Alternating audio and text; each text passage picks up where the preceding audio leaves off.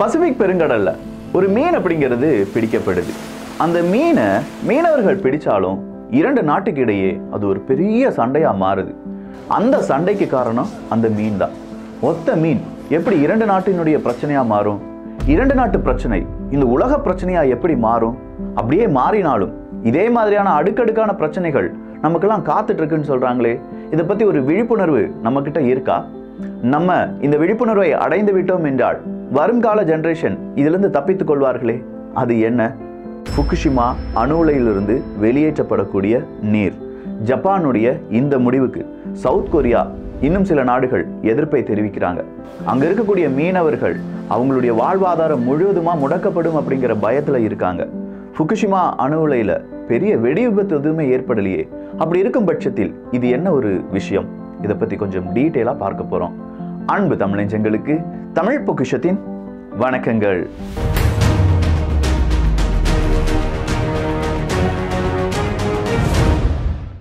ஒரு மீனை பிடிச்சாங்க அப்படின்னு சொல்லி பார்த்தோம்ல, அந்த மீன்ல எந்த அளவுக்கு ரேடியேஷன் இருக்கு அப்படிங்கிறத சோதிச்சு பார்க்குறாங்க.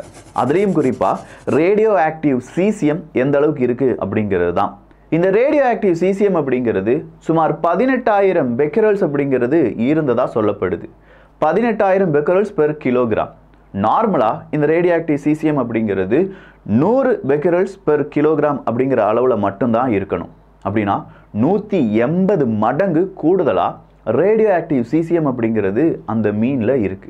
அப்ப இதே மாதிரி நிறைய மீன்கள் இந்த இடத்துல இந்த ஃபுகுஷிமா அணு உலை, அந்த அணு உலையிலிருந்து வெளியேற்றப்படக்கூடிய நீர், அதன் காரணமா ஏற்பட்ட மாசு, அந்த மாசால் ஏற்பட்ட பல பிரச்சனைகள், இதனால மீன்கள் பாதிப்படையுது. அந்த மீனை உண்ணக்கூடிய மனிதர்கள் உடம்பிலும் இந்த ரேடியேஷன் அப்படிங்கிறது பாதிக்கலாமா என்கிற ஒரு பெரிய கவலை சவுத் கொரியா பக்கமும் அங்க இருக்கக்கூடிய சீனாவின் பக்கமும் நேரா இந்த பக்கம் இருக்கக்கூடிய ஜப்பான் மக்கள் பக்கமும் வருகிறது.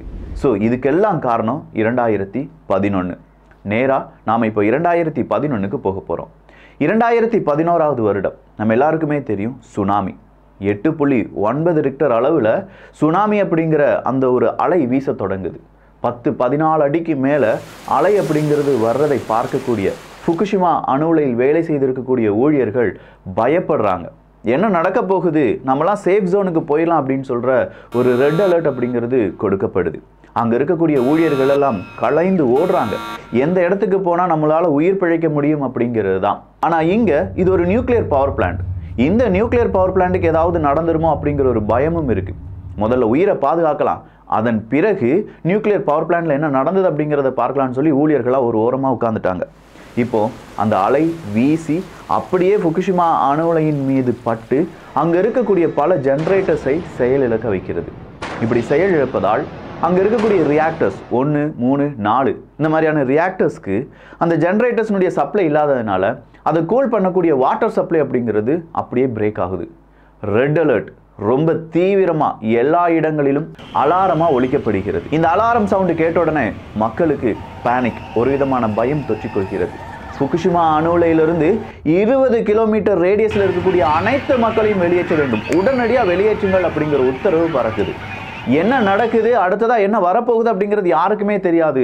ஆனா உடனடியாக அங்க இருக்கக்கூடிய எல்லா விதமான வீடுகளிலும் தட்டப்பட்டு அவங்க எல்லாம் வெளியேற்றப்படுகிறார்கள். எங்க போக போறோம், என்ன செய்ய போறோம் எதுவும் தெரியாது, என்ன நடந்துட்டு இருக்கு அப்படிங்கிறது தெரியாது.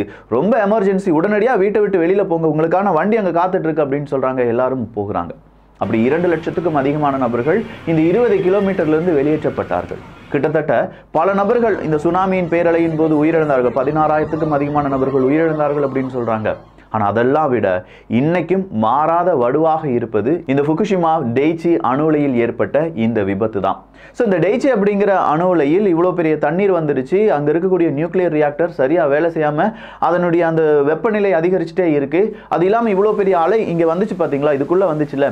அப்போ அந்த அலையில் அங்கே இருக்கக்கூடிய கசிவு, அந்த ரேடியேஷன் லீக்கேஜ் இருக்குது பார்த்தீங்களா, அந்த ரேடியேஷன் லீக்கேஜோடு இந்த தண்ணீர் அங்கே சேமிக்கப்படுது. அதாவது அந்த இடத்துலயே நின்றுது. ஸோ இதை பார்க்க வரக்கூடிய அரசு அதிகாரிகள், இந்த நியூக்ளியர் பவர் பிளான்ட்டை ரொம்ப பெரிய அளவில் சேஃப்டி செக்யூராக பண்ண வேண்டிய அரசு அதிகாரிகள் எல்லாம் பயப்படுறாங்க. இந்த தண்ணீரை நம்ம என்ன செய்யறது? இந்த தண்ணீர் மட்டும் கிடையாது, இப்போ 3 ரியாக்டர் செயலிழந்து நிற்கிறது. அதில் இருக்கக்கூடிய அந்த ரேடியோ ஆக்டிவ் ஃபியூல் அப்படிங்கிறது ரொம்ப பெரிய அளவில் சூடாகிக்கிட்டே இருக்கு. அதை நம்ம குளிர்விக்க வேண்டும். அதற்கும் தண்ணீர் அப்படிங்கிறத நீங்கள் பம்பு பண்ணி விடுங்க அப்படிங்கிற உத்தரவு பறக்குது. ஸோ கடல்ல இருந்து லட்சக்கணக்கான டன் தண்ணீர் அப்படிங்கிறது இந்த அணு உலையின் மீது பீச்சு அடிக்கப்படுகிறது. இப்போது வரை பீச்சு அடிச்சுக்கிட்டே இருக்காங்க. அப்போ இந்த தண்ணீரை உடனடியாக நம்ம கடலில் விட்டுடலாமா அப்படின்னு சொல்லி பார்த்தா அது ரொம்ப பெரிய பிரச்சனை. ஏன்னா பொதுவாக ஒரு அணு உலை அப்படிங்கிறது ஒரு கடலின் ஓரமாக தான் இருக்கும். கூடங்குளத்திலிருந்து நம்ம இப்போ பார்க்கக்கூடிய இந்த டெய்ச்சி அணு உலை வரை அப்படி தான் இருக்கும். ஏன்னா அதை கூல் பண்ணுறதுக்கு நிறைய தண்ணீர் தேவை. அந்த தண்ணீரை நல்லா ட்ரீட் பண்ணி மறுபடியும் எதுவும் பிரச்சனை இல்லாமல் மறுபடியும் கடல்லையே கொண்டு விட்டுருவாங்க. அப்படி கடலில் விடுறதுனால கொஞ்சோண்டு ரேடியேஷன் அப்படிங்கிறது அது கூடவே போயிடும். ஆனால் இங்கே ஃபுகுஷிமாவில் நடந்தது அப்படிங்கிறது ரொம்ப வித்தியாசமான ஒரு பிரச்சனை. அதாவது கடல் அலை பெரிய அளவில் உள்ளே வந்துடுச்சு. அப்படி உள்ளே வந்த கடல் அலையின் போது அங்கே இருக்கக்கூடிய நியூக்ளியர் ரியாக்டர் வேலை செய்ய நின்றுருச்சு. அங்கே சூடாயிருச்சு, ரேடியேஷன் லீக் வந்துருச்சு. அந்த தண்ணீர் கூட இந்த ரேடியேஷன் கலந்து விட்டது. நார்மலாக வெளியேற்றப்படக்கூடிய கழிவு நீரை விட இந்த கழிவு நீர் 1000 மடங்கு 1,00,000 மடங்கு டேஞ்சரானது.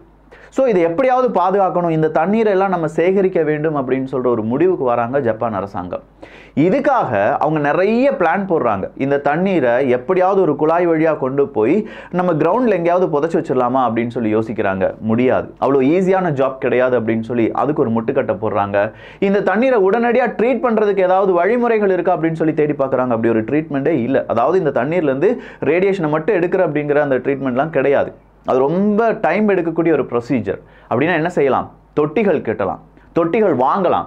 தொட்டிகள் கட்டியும் வாங்கியும் இந்த தண்ணீர் வெளியேறாமல் இருப்பதற்காக கிட்டத்தட்ட 90 லட்சம் பேகுகள் அப்படிங்கிறது நம்ம ஊர்லலாம் வச்சுருப்பாங்கள்ல, இந்த சிமெண்ட் பேகு மண் பேகெல்லாம் அடிக்கடிக்கு வச்சுருப்பாங்கள்ல, அதே மாதிரி நிறைய பேக்குகள் அப்படிங்கிறது இந்த அணு உலையை சுற்றி வைக்கப்படுகிறது. அந்த தண்ணீர் வெளியில் போயிடக்கூடாது.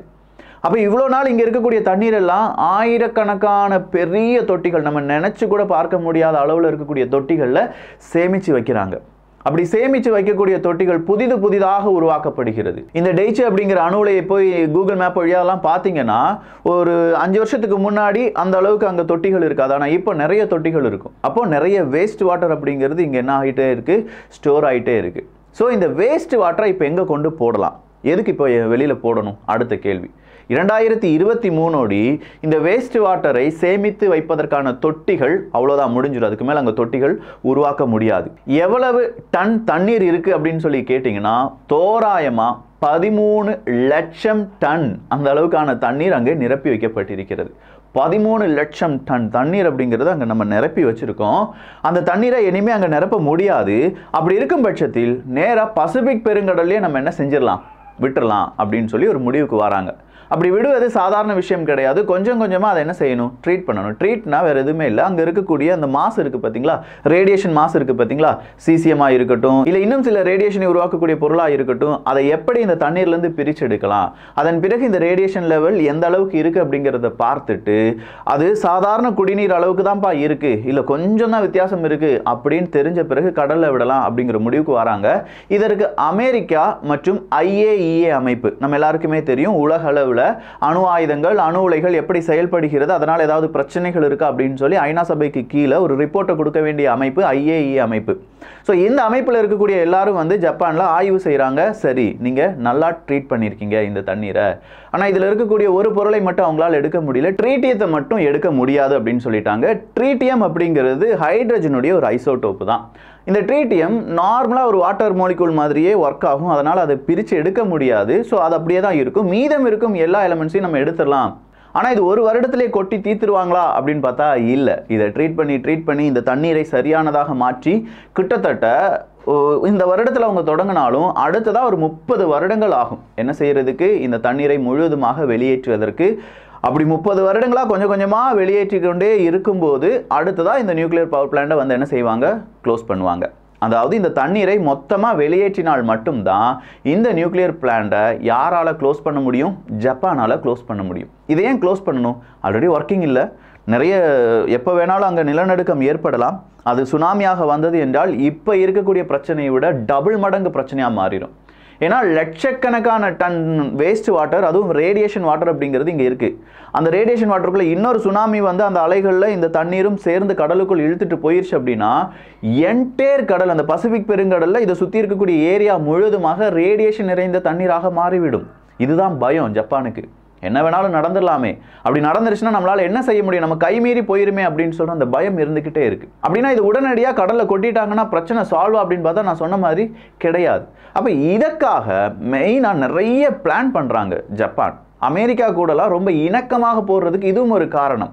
ஏன்னா ஃபுகுஷிமா அணு உலையில் ஏற்பட்ட இந்த விபத்து காரணமா இங்க இருக்கக்கூடிய தண்ணீரை வெளியேற்றுவதற்கு அமெரிக்காவினுடைய சம்மதம் வேணும். அவங்க இல்லைனா இனிமேல் ஜப்பானுடைய அந்த எக்கனாமியே படுத்துரும். ஏன்னா இந்த ஒரு பிரச்சனை பெரும் பிரச்சனை அங்கே பார்க்கப்படுது. சொல்லப்போனால் இது மனிதனால் உருவாக்கப்பட்ட ஒரு டைம் பாம். இந்த டைம் பாம் எப்போ வேணாலும் வெடிக்கலாம். சரிப்பா, அப்படின்னா இங்கே வந்து அந்த ரேடியேஷன் லெவல் இருக்குது பார்த்தீங்களா, அந்த லெவல் 7 அப்படின்னு சொல்கிறாங்க.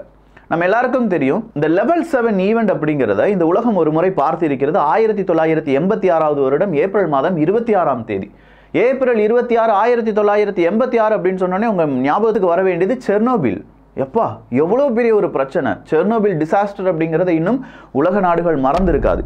ஸோ அந்த இடத்துல எந்த அளவுக்கு ரேடியேஷன் லீக் இருந்துச்சோ அதே அளவுக்கு ரேடியேஷன் லீக் எங்கே இருந்திருக்கு, இந்த ஜப்பானில் ஃபுகுஷிமா டெய்ச்சி அணு உலையில் இருந்திருக்கு.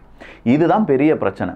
அப்படின்னா இதில் இருந்தக்கூடிய ரியாக்டர் எந்த மாதிரியான ரியாக்டர், அதை உருவாக்கி கொடுத்தவர்கள் யார், இதே மாதிரியான ரியாக்டருக்கு இப்போ ஏதாவது டிமாண்ட் இருக்கா, இந்த ரியாக்டரை பற்றி யாராவது ஏதாவது சொல்லியிருக்காங்களா, அடுத்த கேள்வி நமக்குள்ள வரணும். மார்க் 1 ரியாக்டர் அப்படின்னு சொல்லுவாங்க. இந்த மார்க் 1 ரியாக்டரை உருவாக்கி கொடுத்தது யார் அப்படின்னு பார்த்தீங்கன்னா ஜெனரல் எலக்ட்ரிக் அப்படிங்கிற அந்த நிறுவனம் தான். ஸோ இந்த மார்க் 1 ரியாக்டர் அப்படிங்கிறது அந்த காலத்தில் ரொம்ப விலை கம்மியாக, ஆனால் சொல்லப்போனால் அதிக சேஃப்டி இல்லாத ஒரு ரியாக்டர். உடனடியாக வந்து கொண்டு வச்சிடலாம் அப்படிங்கிற மாதிரி இருந்துச்சு. அதில் ஸ்டீல் மற்றும் கான்கிரீட் எல்லாமே போடப்பட்டு இருந்தது அப்படின்னு சொன்னாலுமே இந்த ரியாக்டரில் நிறைய பிரச்சனைகள் இருந்தது. 1980களில் அவங்களுடைய இன்டர்னல் கம்பெனி டாக்குமெண்ட் ரிலீஸ் ஆகும்போது வெளி உலகத்துக்கு தெரிய வருது. 1975களெல்லாம் இந்த ரியாக்டரில் எப்போ வேணாலும் ஒரு லீக் வரலாம், சின்னதாக ஒரு வெடி விபத்து ஏற்படலாம், அந்த பிரச்சனை காரணமாக ஹைட்ரஜன் பிரச்சனைகள் எல்லாமே வரலாம் இப்படின்னு சொல்லி பல விதமான டாக்குமெண்ட் இந்த ஒரு கம்பெனிக்குள்ளேயே நடமாடிட்டு இருந்திருக்கு. இதெல்லாம் நடமாடிட்டு இருக்கு அப்படின்னு சொல்லி 1972களிலேயே ஸ்டீஃபன் ஹானர் அப்படிங்கிறவர் சொல்றார், எப்பா இந்த மார்க் 1 அப்படிங்கிற இந்த ரியாக்டரில் பல பிரச்சனைகள் இருக்கு அப்படின்னு சொல்றார். அவர் சொல்றதை யாரும் அதிகமாக கேட்கல, கேட்டாலும் அதை வந்து உடனடியாக மாற்ற முடியாது, இப்போ தான் பிரச்சனையே இல்லையே அப்படின்னு சொல்லிட்டாங்க. ஆனால் 2011 இப்படி ஒரு பிரச்சனை வரும் அப்படிங்கிறது யாருக்குமே தெரியாது. இந்த மார்க் 1 ரியாக்டர் அப்படின்னு சொல்ற இந்த ரியாக்டரை அமெரிக்காவும் அவங்களுடைய அணு உலையில் இப்போதும் பயன்படுத்தி வருகிறார்கள் என்பதுதான் குறிப்பிடத்தக்கது. அமெரிக்காவினுடைய 13 ஸ்டேட்டுகளில் 23 ரியாக்டர்ஸ் அப்படிங்கிறது ஜெனரல் எலக்ட்ரிக்கினுடைய இந்த மார்க் 1 ரியாக்டராகத்தான் இப்போதும் செயல்பட்டு கொண்டிருக்கிறது. சொல்லப்போனா நம்ம கண்ணுக்கு தெரியாமையே நம்ம விஷயங்களுடன் வாழ பழகி கொண்டோம். இதுதான் மாற்று எரிபொருளுக்கான ஒரே ஒரு சோர்ஸ். இது இல்லாமல் நம்மளால எலக்ட்ரிசிட்டி ப்ரொடியூஸ் பண்ண முடியாது, எலக்ட்ரிசிட்டி இல்லாமல் இந்த உலகத்தில் எதுவுமே நடக்காது. ஸோ இப்படின்னு சொல்லி நாம் என்ன செஞ்சுக்கிட்டோம்னா நமக்கு நாமே ஒரு பெரிய படுகொலியை தோண்ட ஆரம்பிச்சிருக்கோம். இந்த வேஸ்ட் வாட்டரை என்ன செய்ய போறாங்க அப்படிங்கிறது அடுத்த கேள்வி. இதே மாதிரியான ஒரு விபத்து இனிமேலும் நடந்தது என்றால் அடுத்ததா என்ன நடக்கும் என்பதும் ஒரு பெரும் கேள்வி. இந்த நியூக்ளியர் ரியாக்டர் அப்படின்னு சொல்றதே ஒரு பிரச்சனை தான், அதை சரியா கையாள வேண்டும். 1% அதில் ஏதாவது ஒரு எரர் வந்தா கூட அதனால் ஏற்படக்கூடிய விளைவுகள் வரும் தலைமுறையும் அடுத்த தலைமுறையும் பாதிக்கும் அப்படிங்கிற உண்மை எல்லாத்தையுமே ஜப்பான் நாட்டு மக்கள் புரிந்து கொண்டார்கள். அதை விட கூடுதலா சவுத் கொரியா மக்களுக்கு பயம் ஏற்படுது. இன்னைக்கு நீங்க ஃபுகுஷிமா அப்படின்னு சொல்லி வேஸ்ட் வாட்டர் சவுத் கொரியான்னு சொல்லி சும்மா கூகுள் அடிச்சு பார்த்தாலே அங்க நடக்கக்கூடிய போராட்டங்கள் அதிகமாக நமக்கு தெரியும். ஸோ ஓவராலா ஃபுகுஷிமா அணு உலையிலிருந்து வெளியேற்றப்படக்கூடிய இந்த நீரில் வேஸ்ட் வாட்டர் அப்படிங்கிறது சரியா ட்ரீட் செய்யப்பட்டு இருக்கிறதா என்று கேட்டால் இப்போ இருக்கிற டெக்னாலஜி வச்சு ட்ரீட் பண்ணியிருக்காங்க. ஆனால் வேற வழி கிடையாது, இது அதுக்குள்ளேயே ஸ்டோர் பண்ணி வைக்க முடியாது. ஸோ சீக்கிரமா அது கடலில் கொட்டப்பட்டு விடலாம். அப்படி கொட்டப்பட்ட பிறகு ஒரு 10 வருடங்கள் 20 வருடங்கள் 30 வருடங்கள் ஆகும் ஒட்டு மொத்தமாக இந்த தண்ணீரை கொட்டுறதுக்கு. அதுக்கு இடையிலேயே பல பிரச்சனைகள் ஏற்படலாம். அன்னைக்கு மறுபடியும் இந்த ஒரு காணொளி ரொம்ப பெரிய அளவில் பலருடைய அந்த ஒரு நினைவுகளில் வரும் அப்படின்னு சொல்லி நான் நம்புகிறேன். பார்க்கலாம் இதற்கு அரசாங்கங்கள், இப்போ இருக்கக்கூடிய டெக்னாலஜி, நம்முடைய சயின்டிஸ்ட் எந்த மாதிரியான ஒரு முயற்சிகளில் ஈடுபட்டு ஒரு தீர்வை கண்டுபிடிக்க போகிறாங்க அப்படிங்கிறது எல்லாத்தையுமே தொடர்ச்சியாக நாம் பார்க்கலாம். அதற்கு நம்முடைய மாணவர்களுக்கு இதே மாதிரியான ஒரு விழிப்புணர்வை ஏற்படுத்த வேண்டும். ஐயா அணு உலையிலேருந்து இப்படிலாம் ஒரு வேஸ்ட் வாட்டர் அதை என்ன செய்யணும் அப்படின்னு சொல்லி ஜப்பான் யோசிச்சுட்டு இருக்காங்க. அணு உலைனா என்ன, சிசிஎம்னா என்ன, ட்ரீட்டியம்னா என்ன, இதெல்லாம் சொல்லி நீங்கள் படித்த பிறகு அதெல்லாம் எப்படி நிவர்த்தி பண்ணலாம், அதுக்கு ஏதாவது சொல்யூஷன் உன்னால் கண்டுபிடிக்க முடியுமா அப்படிங்கிற யோசனையை விதைச்சு விடுங்க. ஐடியா தான் இன்னைக்கு நிறைய பேருக்கு பணம் சம்பாதிச்சு கொடுத்துட்டு இருக்கு. அந்த ஐடியாவை நீங்கள் மாணவர்களுக்கு கொடுங்க. அந்த ஐடியாவை அவங்க கேப்சர் பண்ணிட்டு அவங்களுடைய படிப்பில் அதை கவனம் செலுத்தி நம்முடைய இந்தியாவுக்கும் இதே மாதிரியான பிரச்சனைகள் வராமல் அவர்கள் பாதுகாத்துக் கொள்வார்கள். என்னுடைய வேலையை நான் சரியாக செஞ்சுட்டேன். அதை மாணவ மாணவிகளுக்கு சொல்லிக் கொடுக்க வேண்டியது நீங்கள் தான். பெற்றோர்களாக இருப்பீங்க, சகோதரனாக இருப்பீங்க, சகோதரியாக இருப்பீங்க, டீச்சராக இருப்பீங்க, இல்லை ஒரு பெரிய ஆஃபீஸில் நல்ல ஒரு வேலையில் இருப்பீங்க. யாராக இருந்தாலும் இதை நம்முடைய குழந்தைகளுக்கு சொல்லிக் கொடுக்கணும். இதே மாதிரியான ஒரு டிசாஸ்டர் வந்துச்சுன்னா அதுலேருந்து தப்பிப்பது எப்படி அப்படிங்கிறது நம்முடைய குழந்தைகள் மேக்சிமம் தெரிந்து கொள்ள வேண்டும். ஏன்னா நாமளும் என்ன செஞ்சிட்ருக்கோம், அணு உலைகளை பயன்படுத்திகிட்டு இருக்கோம் அப்படிங்கிறது ஒரு சின்ன பிட்டு நியூஸு. நல்லதை பகிர்ந்து நல்ல சமுதாயத்தை உருவாக்குவோம். நன்றி, வணக்கம்.